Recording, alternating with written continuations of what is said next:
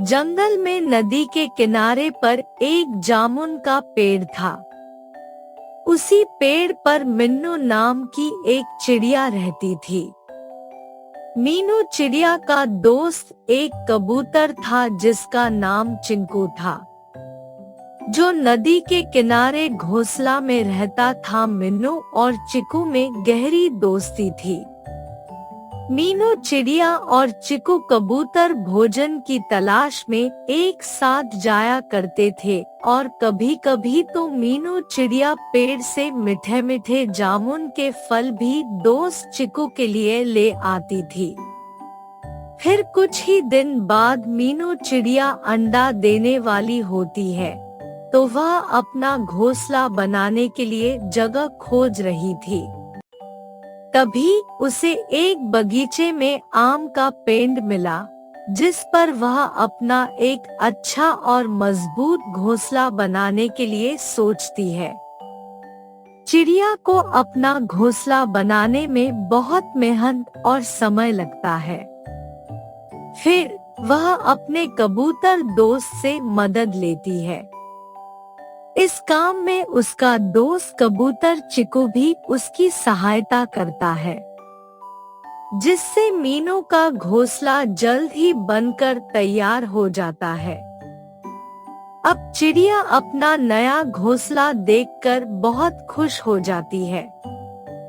फिर कुछ ही दिन बाद मिन्नू अंडे देती है। अंडे देने की वजह से मिन्नू भोजन के लिए नहीं जा पा रही थी। तब उसका दोस्त कबूतर उसके लिए भोजन ले आता था। कुछ दिन बाद मिन्नू का बच्चा अंडे से बाहर आ जाता है, जिसे देखकर मीनू और चीकू दोनों ही बहुत खुश होते हैं।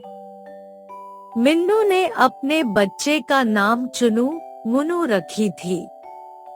रोज की तरह दोनों दोस्त भोजन के लिए जाते हैं। मिन्नू अपने बच्चे के लिए भी भोजन लाया करती थी। बस ऐसे ही सभी के जीवन खुशी से बीत रहे थे।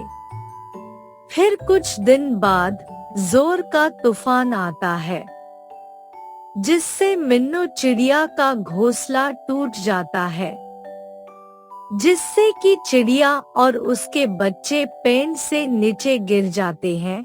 मीनू चिड़िया घायल हो जाती है, जिसके कारण वह अपना और अपने बच्चों की सहायता नहीं कर पाती है।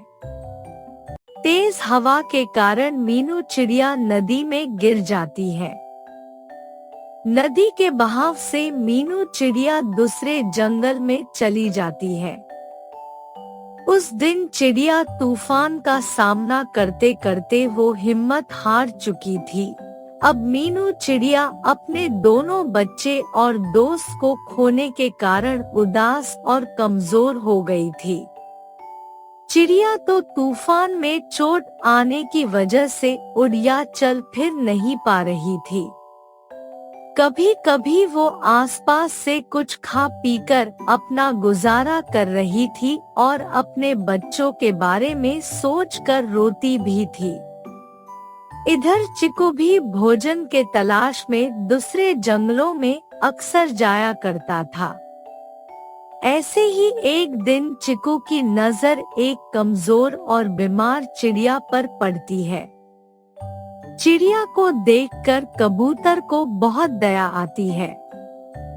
फिर उस बीमार चिड़िया की सहायता करने के लिए पास जाता है।